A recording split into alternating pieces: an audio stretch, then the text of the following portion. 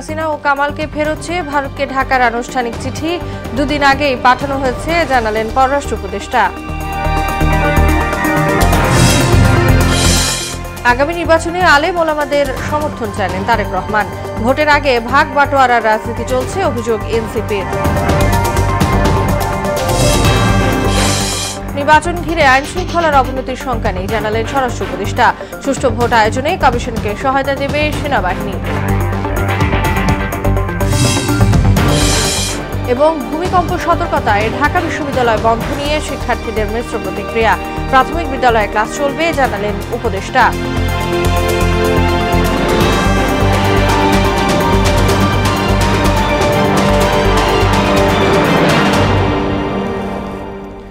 আসসালামু আলাইকুম, সবাইকে মোহনা সংবাদে স্বাগত। শুনছিলেন শিরোনাম, পুরো সংবাদের সঙ্গে আছি তাসনুবা বিনতে তাহের। জুলাই হত্যাযজ্ঞে জড়িত থাকার দায়ে ফাঁসির দণ্ডপ্রাপ্ত শেখ হাসিনা ও আসাদুজ্জামান খান কামালকে ফেরাতে দিল্লিকে চিঠি পাঠানো হয়েছে। সন্ধ্যায় গণমাধ্যম কর্মীদের এ তথ্য জানান পররাষ্ট্র উপদেষ্টা তৌহিদ হোসেন। তিনি বলেন, আন্তর্জাতিক অপরাধ ট্রাইব্যুনালের রায় জানিয়ে শুক্রবার দিল্লিতে চিঠি পাঠানো হয়েছে। গেল 17 নভেম্বর, জুলাই আগস্টে সংঘটিত মানবতা বিরোধী অপরাধ মামলায় শেখ হাসিনা ও আসাদুজ্জামান খান কামালকে মৃত্যুদণ্ড দিয়েছেন ট্রাইব্যুনাল। সমাজে যেন বিশৃঙ্খলা সৃষ্টি না হয় সেজন্য আলেম ওলামাদের সতর্ক থাকার আহ্বান জানিয়েছেন বিএনপির ভারপ্রাপ্ত চেয়ারম্যান তারেক রহমান। আওয়ামী লীগ শাপলা চত্বরে মুসল্লিদের উপর হানাদার বাহিনীর মতো হামলা চালিয়েছে বলে অভিযোগ করেন তিনি। বিকেলে রাজধানীতে আয়োজিত ইমাম খতিব সম্মেলনে ভার্চুয়ালি যুক্ত হয়ে এসব কথা বলেন তারেক রহমান। এ সময় মসজিদে রাজনৈতিক বক্তব্য না দিতে ইমাম খতিবদের আহ্বান জানান দলটির স্থায়ী কমিটির সদস্য সালাউদ্দিন আহমদ। তানজিদ ভুঁইয়ার প্রতিবেদন। রোববার সন্ধ্যায় রাজধানীর চীন মৈত্রী সম্মেলন কেন্দ্রে সম্মিলিত ইমাম খতিব জাতীয় সম্মেলন অনুষ্ঠিত হয়। এতে সারা দেশের ইমাম খতিবরা অংশ নেন। তাদের অভিযোগ, স্বাধীনতার 54 বছরে কোনো সরকারই ইমাম খতিবদের যথাযথ মূল্যায়ন করেনি। স্বাধীনতার 50 বছর পরেও ইমাম মুয়াজ্জিন এবং আলেম ওলামাদের কোনো অবদানের স্বীকৃতিটুকু রাষ্ট্র কখনো দিতে পারে নাই। এতে বিএনপির স্থায়ী কমিটির সদস্য সালাউদ্দিন আহমেদ জানান, ক্ষমতায় গেলে কোরআন সুন্নাহ বিরোধী কোনো আইন করবে না তার দল। আওয়ামী ফ্যাসিস্ট, ইসলাম বিদ্বেষী এবং আলম বিদ্বেষী যে ফ্যাসিবাদী অবৈধ সরকার ছিল, তারা দাড়ি টুপির বিরুদ্ধে ছিল, তারা আলেম বিদ্বেষী ছিল, তারা যে কাউকে ধরে নিয়ে এসে জঙ্গি বানানোর নাটক করত। অনুষ্ঠানে ভার্চুয়ালি যুক্ত হয়ে বিএনপির ভারপ্রাপ্ত চেয়ারম্যান তারেক রহমান দাবি করেন, রাজনীতি নিয়ে ইসলামী স্কলারদের মধ্যে বিরোধ দেখা যাচ্ছে। হীন রাজনৈতিক স্বার্থে ধর্মীয় ব্যাখ্যা দিলে তা সমাজে বিশৃঙ্খলা সৃষ্টি করে। শান এবং মান সমুন্নত রেখে ইসলাম নিয়ে গবেষণায় নিঃসন্দেহে কোনো বাধা নেই। তবে ধর্মীয় ইস্যু নিয়ে বিরোধ কিংবা ভিন্ন মত অথবা হীন দলীয় রাজনৈতিক স্বার্থে ধর্মীয় বিধানের উদ্দেশ্যমূলক ব্যাখ্যা কখনো কখনো সমাজে অস্থিরতা সৃষ্টির কারণ হয়ে ওঠে। পতিত পরাজিত পলাতক স্বৈরাচার ইসলাম, মুসলমান এবং ইসলামী সংস্কৃতিকে রাষ্ট্র এবং সমাজে নানাভাবে হেয় প্রতিপন্ন করার অপচেষ্টা করেছিল। ক্ষমতায় গেলে অসচ্ছল ইমাম মুয়াজ্জিনদের সম্মানী ভাতা দেয়া হবে বলে জানান তারেক রহমান। ইনশাআল্লাহ আল্লাহর রহমতে বিএনপি রাষ্ট্র পরিচালনার সুযোগ পেলে ইমাম মুয়াজ্জিনদের মধ্যে যারা আর্থিক টানাপোড়েনে রয়েছেন তাদেরকে প্রতি মাসে রাষ্ট্রীয় তহবিল থেকে একটি নির্দিষ্ট পরিমাণ সম্মানী ভাতা দেবার ব্যাপারে বিএনপির একটি পরিকল্পনা রয়েছে। বিএনপি চেয়ারপারসন বেগম খালেদা জিয়ার জন্য দোয়া চেয়ে ইনসাফ ভিত্তিক দেশ গড়তে আগামী নির্বাচনে ইমাম খতিবদের সমর্থন চান তারেক রহমান। দেশ এবং জনগণের কল্যাণে আল্লাহ যেন আমাকে এবং আমাদের দলকে প্রতিটি সৎ কর্ম বাস্তবায়নের সুযোগ দেন, এজন্য আপনাদের দোয়া, সমর্থন এবং সহযোগিতা চাই। তানজিদ ভুঁইয়া, মোহনা সংবাদ, ঢাকা। আয়োজনের জন্য একই দিনে নির্বাচন ও গণভোট হলে নির্বাচনী গণহত্যা হবে, জামায়াত আমিরের এমন বক্তব্য জনমনে আতঙ্ক সৃষ্টি করছে বলে মন্তব্য করেছেন বিএনপির সিনিয়র যুগ্ম মহাসচিব রুহুল কবির রিজভী। গণতন্ত্র ও ভোটাধিকার প্রতিষ্ঠায় সবাইকে ঐক্যবদ্ধ থাকতে হবে বলেও জানান তিনি। আর ফ্যাসিবাদের সঙ্গে আতাত করে একটি মহল নির্বাচন বানচালের ষড়যন্ত্র করছে বলে অভিযোগ করেছেন দলের চেয়ারপারসনের উপদেষ্টা জয়নুল আবদিন ফারুক। রাজধানীতে আলাদা অনুষ্ঠানে এসব কথা বলেন তারা। তানজিদ ভুঁইয়ার আরেকটি প্রতিবেদন। আপনারা জানেন যে একটি দল রোববার দুপুরে জাতীয় প্রেসক্লাবে গণতন্ত্র উত্তরণে করণীয় শীর্ষক সেমিনারের আয়োজন করে মানবাধিকার সংগঠন হিউরাফ। এতে যোগ দিয়ে বিগত 17 বছরে শেখ হাসিনা দেশের গণতন্ত্র ধ্বংস করেছে বলে অভিযোগ করেন দলের যুগ্ম মহাসচিব আব্দুস সালাম। শাসকের মধ্য দিয়ে একদিকে আইনের শাসন ভুলণ্ঠিত, জীবনের নিরাপত্তা নাই, দেশে গণতন্ত্র ফেরাতে বিএনপি সংগ্রাম চালিয়ে যাচ্ছে বলে মন্তব্য করেন দলের প্রান্তিক জনশক্তি উন্নয়ন বিষয়ক সম্পাদক এম এ মালেক। 15 বছরের যে আন্দোলন 36 দিন যুগ হয়েছে, যার ফলে হাসিনা এই দেশ থেকে পালাতে বাধ্য হয়েছে, গণ অভ্যুত্থান হয়েছে। এই জিনিসটা আমাদেরকে খেয়াল রাখতে, মনে রাখতে হবে। এতে যোগ দিয়ে দলের সিনিয়র যুগ্ম মহাসচিব রুহুল কবির রিজভী বলেন, একটি দল প্রশাসনকে ব্যবহার করে হাসিনার মতো ফেসিবাদ কায়েমের চেষ্টা করছে। আমি প্রশাসনকে যদি বলি আমার কথায় উঠবে আর বসবে, তাহলে তো আপনি আরেকটি দানবীয় শাসন তৈরির একটা ইঙ্গিত দিলেন, তার মধ্যে আরেকটা শেখ হাসিনা হওয়ার, আরেকটা ফ্যাসিবাদ তৈরি হওয়ার ইঙ্গিত দিলেন। শেখ হাসিনা তাই করেছেন। জাতীয় নির্বাচন আর গণভোট একসাথে হলে দেশে গণহত্যা হবে, জামায়াত আমিরের এমন বক্তব্যেরও সমালোচনা করেন তিনি। আমরা তো জেনোসাইড বন্ধ করার জন্যই তো একটি গণতান্ত্রিক সংগ্রামের মধ্যে দিয়ে বিপুল মানুষ নিজের জীবন দিয়ে একটা রক্তপিপাসু একটা সরকারকে সরিয়েছে। এদিকে প্রেসক্লাবে অন্য এক অনুষ্ঠানে নির্বাচন বানচালের ষড়যন্ত্রের বিরুদ্ধে সবাইকে ঐক্যবদ্ধ হওয়ার আহ্বান জানান দলের চেয়ারপারসনের উপদেষ্টা জয়নুল আবেদিন ফারুক। এক কাপড়ে যেদিন খালেদা জিয়াকে ক্যান্টনমেন্টের বাড়ি থেকে বের করে দেন, সেদিন আমি আর সাদিক হোসেন খোকার একবার জাহাঙ্গীর গেট, একবার বনানীর গেট, কোথাও দাঁড়াইতে পারি না পুলিশের অত্যাচার। সেদিন কোথায় ছিলেন যারা 10 বছর নিষ্ক্রিয় ছিলেন, আওয়ামী লীগের সাথে আতাত করে মামলা থেকে অব্যাহতি পাওয়ার জন্য সুযোগ সন্ধান করছেন? আজকে তারা আবার তাদের সাথে একত্রিত হয়ে বাংলাদেশের নির্বাচনকে ব্যাহত করার প্রচেষ্টা। অন্যদিকে রাজধানীতে ড্যাব আয়োজিত এক আলোচনায় বিএনপি রাজনৈতিক স্থিতিশীলতায় বিশ্বাসী বলে দাবি করেন দলের স্থায়ী কমিটির সদস্য আমির খসরু মাহমুদ চৌধুরী। আমার দল ধারণ করেছে, বিএনপি রাজনীতি একটি নতুন প্রজন্মের সাথে নিয়ে একটা নতুন নব জীবনের সূচনা করেছে বিএনপি রাজনীতি। তানজিদ ভুইয়া, মোহনা সংবাদ, ঢাকা। রাজনৈতিক দলগুলো আগামী নির্বাচনকে ভাগ বাটোয়ারার নির্বাচনে পরিণত করেছে বলে অভিযোগ করেছে জাতীয় নাগরিক পার্টি। তবে ভাগ বাটোয়ারার বাইরে থাকলেও আদর্শের ভিত্তিতে জোটে যেতে আগ্রহী দলটি। দুপুরে রাজধানীর শাহবাগে আবু সাইদ কনভেনশন সেন্টারে এক সংবাদ সম্মেলনে এসব কথা বলেন এনসিপির আহ্বায়ক নাহিদ ইসলাম। নির্বাচনে লেভেল প্লেইং ফিল্ড নেই অভিযোগ করে সৎ ব্যক্তিদের রাজনীতিতে আসা জরুরি বলেও মন্তব্য করেন তিনি। বাংলাদেশের বিভিন্ন রাজনৈতিক দল, যেই দলগুলো এখন মুখোমুখি দাঁড়িয়েছে, একসময় তারা বন্ধু ছিল, তারা কিন্তু একটা চক্রান্ত করছে। এই নির্বাচনকে একটা ভাগবাটোয়ারা, একটা সাজানো নির্বাচন, একটা সমঝোতার নির্বাচনে করার পরিকল্পনা করছে। এবং এই ধরনের একটি নির্বাচন হলে বাংলাদেশের গণতন্ত্র ক্ষতিগ্রস্ত হবে। একই দিনে জাতীয় নির্বাচন ও গণভোটের আয়োজন ইসির জন্য চ্যালেঞ্জিং হবে বলে মনে করছে কমনওয়েলথ। সকালে নির্বাচন ভবনে সিইসির সঙ্গে বৈঠকে একথা জানান সংস্থাটির মহাসচিব শার্লি বচওয়ে। পরে বৈঠকের বিষয়ে বিস্তারিত জানান ইসি সচিব আক্তার আহমেদ। তিনি বলেন, ইসির উপর ন্যস্ত দায়িত্ব সুষ্ঠুভাবে পালনে সক্ষম হবেন তারা। বৈঠকে প্রবাসী ভোটিং নিয়ে ইসির চলমান উদ্যোগের প্রশংসাও করেন কমনওয়েলথ মহাসচিব। এমআর আসাদের রিপোর্ট। নির্বাচন ভবনে রোববার সকালে প্রধান নির্বাচন কমিশনারের সঙ্গে সাক্ষাৎ করেন কমনওয়েলথের মহাসচিব শার্লি বচওয়ে। এ সময় আগামী জাতীয় নির্বাচনের প্রস্তুতি নিয়ে কমনওয়েলথ মহাসচিবকে অবহিত করেন সিইসি। বৈঠক শেষে ইসির সিনিয়র সচিব আক্তার আহমেদ জানান, একই দিনে জাতীয় নির্বাচন ও গণভোটকে চ্যালেঞ্জ মনে করছে সংস্থাটি। রেফারেন্ডামের কথা বলেছেন যে রেফারেন্ডামটা একদিনে হবে, এটা আমাদের একটা বাড়তি দায়িত্ব। আমাদের প্রস্তুতি সম্পর্কে ওনারা বলেছেন যে এটা আপনাদের একটা চ্যালেঞ্জ, কিন্তু আশা করেন যে আমাদের প্রস্তুতি নিয়ে আমরা যেভাবে আগাচ্ছি তাতে এটা আমরা সফল হব।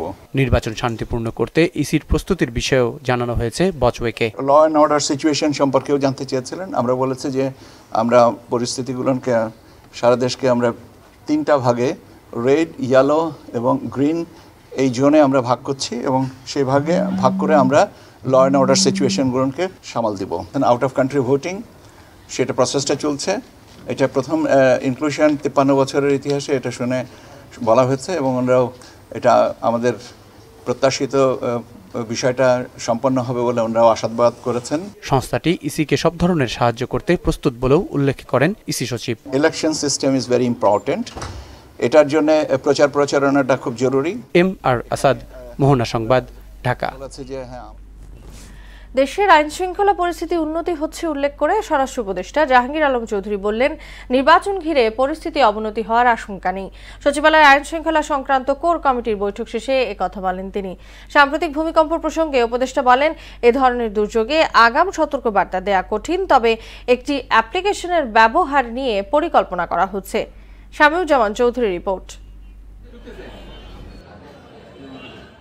গেল সপ্তাহে রাজধানীর মিরপুরে যুবদল নেতাকে প্রকাশ্যে গুলি করে হত্যা করা হয়। তার কয়েকদিন আগে পুরনো ঢাকায় একই কায়দায় আরেকটি হত্যাকাণ্ড।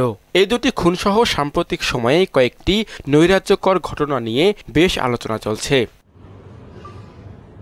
নির্বাচনের সময় আরও ঘনিয়ে আসলে আইনশৃঙ্খলা পরিস্থিতি কেমন হবে তা নিয়ে জনমনে প্রশ্ন তৈরি হচ্ছে। তবে রোববার সচিবালয়ে আইনশৃঙ্খলা সংক্রান্ত কোর কমিটির বৈঠক শেষে স্বরাষ্ট্র উপদেষ্টা দাবি করেন, আইনশৃঙ্খলা পরিস্থিতি উন্নতি হচ্ছে, অবনতির কোনো শঙ্কা নেই। নির্বাচনের আগে আইনশৃঙ্খলা পরিস্থিতি ডেটোরেট করার কোনো সম্ভাবনা নেই।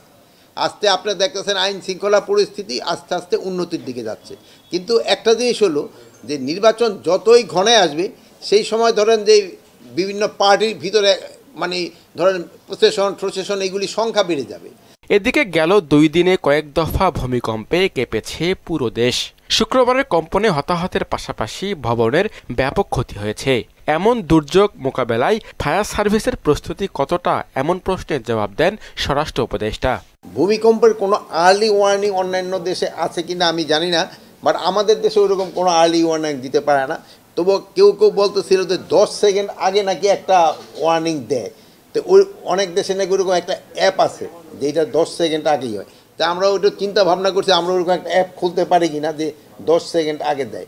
2009 সালের পর দেশে যেসব অস্ত্রের লাইসেন্স দেওয়া হয়েছে, অন্তর্বর্তী সরকার তার একটিও নবায়ন করেনি বলে জানান জাহাঙ্গীর আলম চৌধুরী।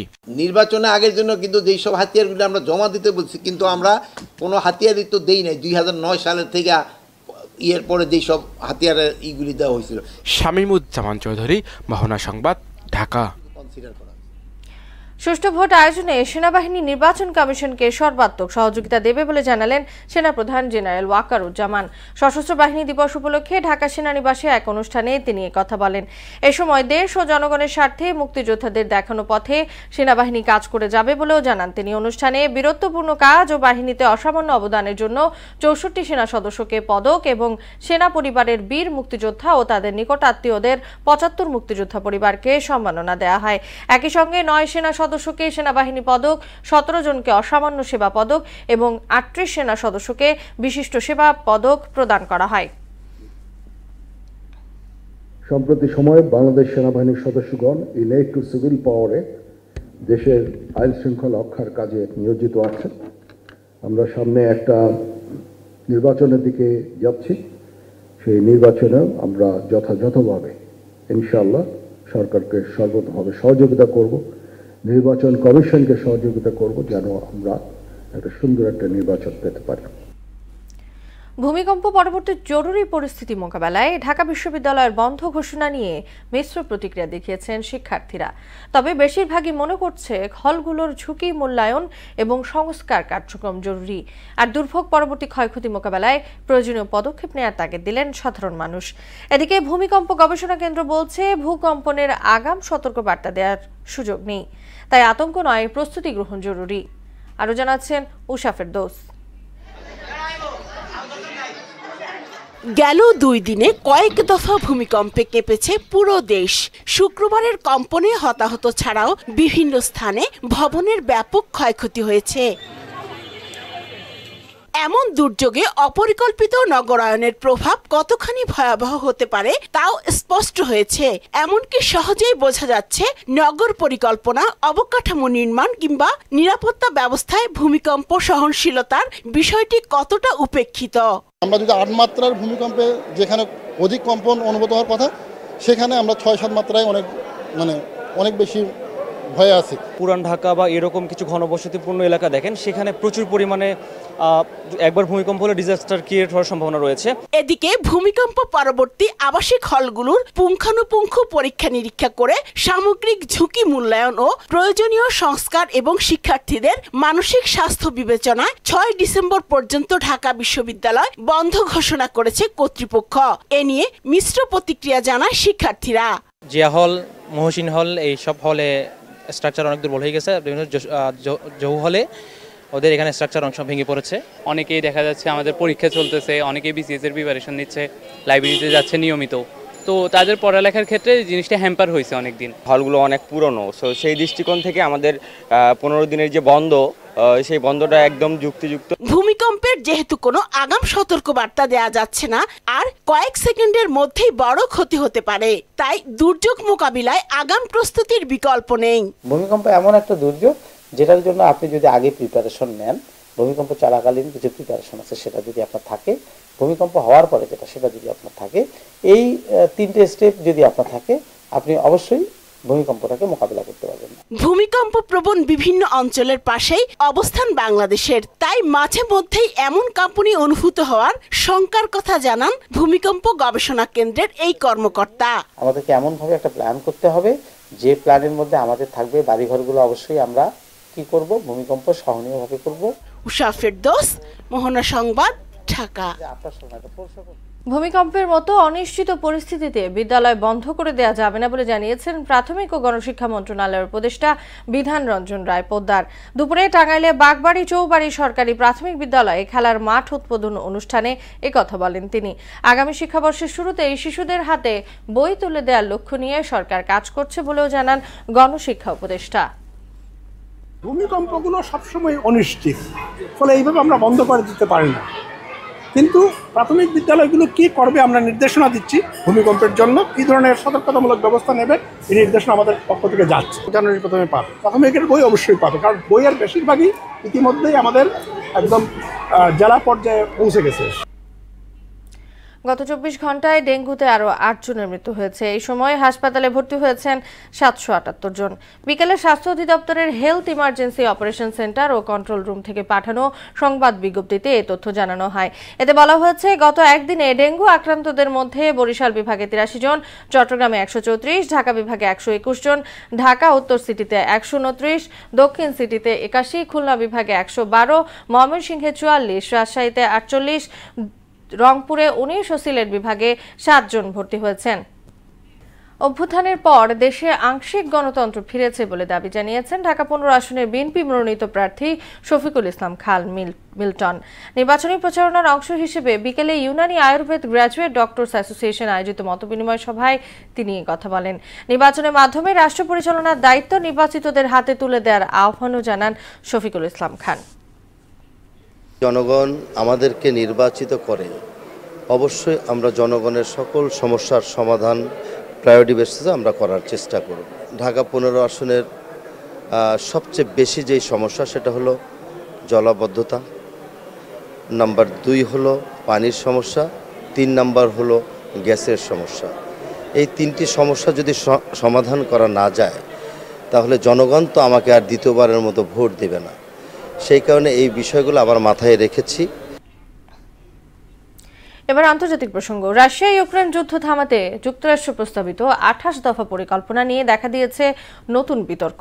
মার্কিন প্রেসিডেন্ট ডোনাল্ড ট্রাম্প বলেন, এই পরিকল্পনা প্রত্যাখ্যান করলে ইউক্রেনের প্রেসিডেন্ট জেলেনস্কি নিজের মতো করে যুদ্ধ চালিয়ে যেতে পারে। এক্ষেত্রে দ্রুতই সিদ্ধান্ত জানাতে হবে কিয়েভকে। ঐশী আলমের ডেস্ক রিপোর্ট। রাশিয়া ও ইউক্রেনের মতামত নিয়ে ইউক্রেনে চলমান সংকট নিরসনে 28 দফা পরিকল্পনার খসড়া প্রস্তুত করেছে যুক্তরাষ্ট্র।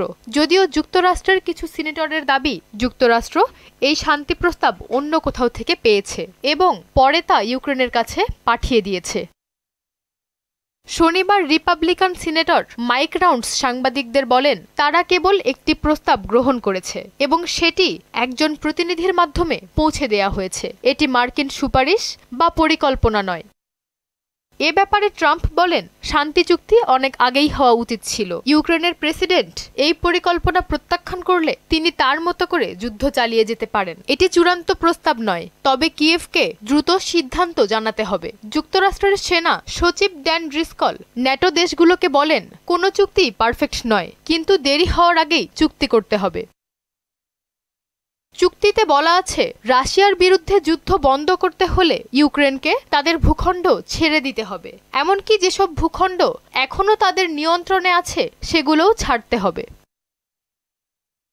একটি ভিডিও বার্তায় ইউক্রেনের প্রেসিডেন্ট ভলোদিমির জেলেনস্কি বলেন, ইউক্রেন তার ইতিহাসে এখন সবচেয়ে কঠিন পরিস্থিতিতে আছে। ইউক্রেনকে সম্মান অথবা এক বন্ধুকে হারাতে হবে। ঐশী আলম, মোহনা সংবাদ। আয়ারল্যান্ডের বিপক্ষে 3 ম্যাচ টি-20 সিরিজের প্রথম দুইটির জন্য স্কোয়াড ঘোষণা করেছে বিসিবি। প্রথমবারের মতো টি-20 দলে ডাক পেলেন মাহিদুল ইসলাম অঙ্কন, বাদ পড়েছেন তাসকিন আহমেদ ও শামীম হোসেন পাটোয়ারি। আর একাদশে ফিরেছেন দীর্ঘদিন ধরে ইনজুরির সঙ্গে লড়াই করা বোলিং অলরাউন্ডার মোহাম্মদ সাইফুদ্দিন। আগামী 27 নভেম্বর হবে আয়ারল্যান্ড বাংলাদেশ প্রথম টি-20। পরের দুটি ম্যাচ 29 নভেম্বর ও 2 ডিসেম্বর।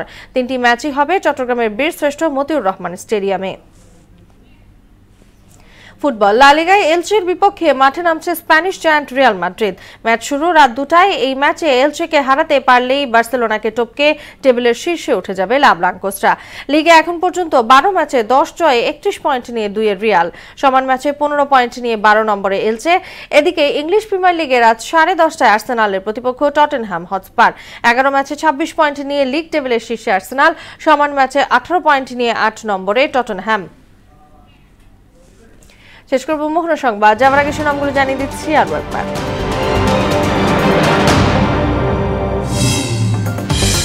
শেখ হাসিনা ও কামালকে ফেরত চেয়ে ভারতকে ঢাকার আনুষ্ঠানিক চিঠি 2 দিন আগেই পাঠানো হয়েছে, জানালেন পররাষ্ট্র উপদেষ্টা। আগামী নির্বাচনে আলেম ওলামাদের সমর্থন চাইলেন তারেক রহমান। ভোটের আগে ভাগ বাটোয়ারা রাজনীতি চলছে, অভিযোগ এনসিপির।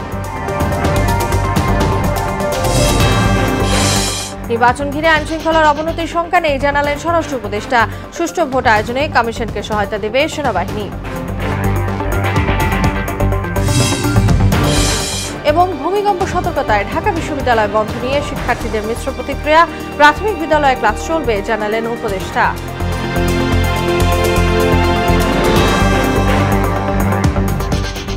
এই ছিল মোহনা সংবাদে। পরবর্তী সংবাদ রাত 12টায়। মোহনার সবশেষ খবর জানতে ভিজিট করুন www.mohana.tv। সংবাদ দেখতে পান ফেসবুক ও ইউটিউবেও। এতক্ষণ সঙ্গে থাকার জন্য ধন্যবাদ সবাইকে।